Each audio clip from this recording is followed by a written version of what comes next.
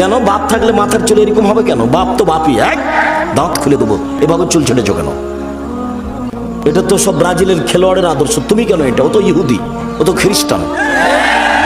তোমার গায়ে একটা গেঞ্জি আছে যার পিছনে লেখা আছে 10-47, ও তো খেলোয়াড়ের গেঞ্জি। তোমার ওই গেঞ্জিটা যদি আমাকে দাও তা আমি টয়লেট পেপার হিসেবে ব্যবহার করবো না, ওকে আমি এত ঘৃণা করি।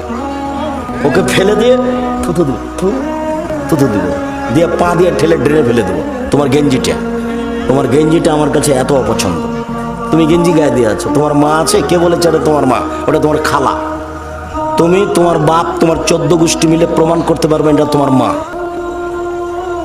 তোমার বোন এখানে বসে আছে বক্তব্যের নামে, ও একটা পায়জামা পরে আছে, যে পায়জামার ভিতর দিয়ে আরেকজন ঢুকবে এরকম ফাঁকা, তো বলো যে আমার মা আছে।